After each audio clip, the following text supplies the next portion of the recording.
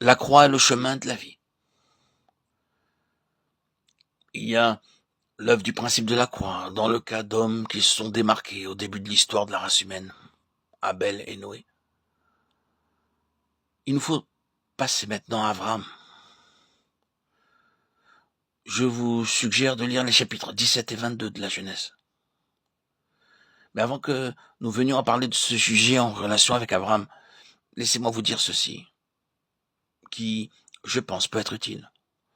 Nous pouvons uniquement apprécier et comprendre de manière correcte et adéquate la valeur et la signification de la vie de ces hommes dans la Bible, lorsque nous reconnaissons le dessein particulier qui caractérisait ces vies. Chacun d'entre eux était lié à quelque chose de vraiment spécifique, ou quelque chose de vraiment spécifique était associé à chacun d'eux, et jusqu'à ce que nous puissions mettre notre doigt sur cette chose-là qui les représentait et les expliquer, nous ne pouvons pas réellement comprendre toute leur expérience ou les moyens par lesquels Dieu les a traités. C'est-à-dire, alors qu'une loi spécifique s'est appliquée dans le cas de ces hommes, c'est aussi un principe général dans la vie. Afin de comprendre nos vies sous la main de Dieu, nous devons voir ce qui, dans la pensée de Dieu, est lié à nos vies.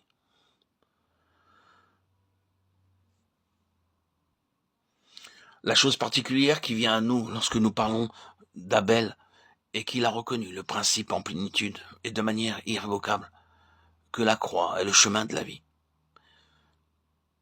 Et dans le premier, tout est résumé, et ainsi Abel par la mort de l'agneau, puis par sa propre mort en raison de l'agneau, car il a été sacrifié, assassiné à cause de son agneau.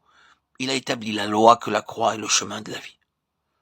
En passant à Noé, la même chose en principe est là. Mais dans le cas de Noé, nous voyons que le principe qui était démontré dans un seul homme, Abel, est maintenant manifesté d'une manière universelle. Le monde, dans sa totalité, rejetant le principe de la croix, ne trouva point d'accès à Dieu. Ils trouvèrent une porte fermée.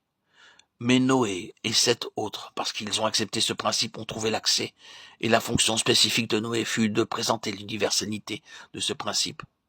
Désormais, ce n'est plus seulement un seul homme, c'est le monde entier contre le nombre relativement restreint qui trouve un passage par la croix. Ainsi, Noé devient le témoignage sous une forme corporative, alors qu'Abel était celui d'une forme personnelle, individuelle. Puis commença la nouvelle race de Dieu. À présent, pas Abraham. Lorsque nous arrivons à Abraham, avançant dans les conseils de Dieu, nous arrivons au commencement de la nouvelle race de Dieu. Il y a 2 titres qui sont donnés à Abraham avec une signification singulière et spécifique. Ces titres sont père et ami. Il fut le père de la race hébraïque.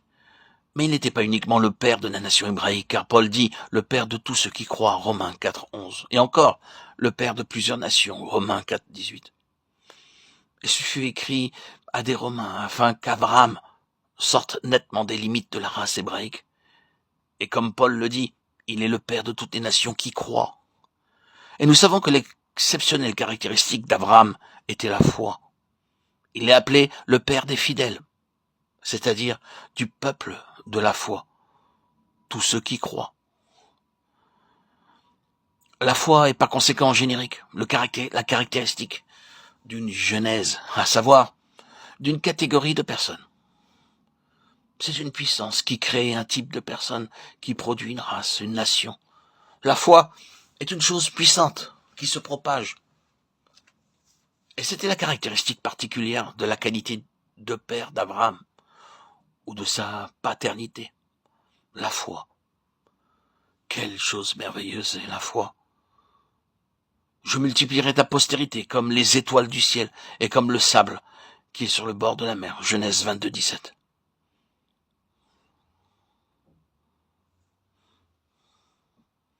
Quelle puissance propageante il y a dans la foi. Oh, cette caractéristique spécifique de sa paternité est le principe de tout ce qui suit. Cela ne dit pas seulement quelque chose qui ne semble pas particulièrement instructif ou intéressant, mais c'est le principe de tout. Et donc, nous regardons à cet homme, Abraham, la foi révélée, manifestée en cet homme.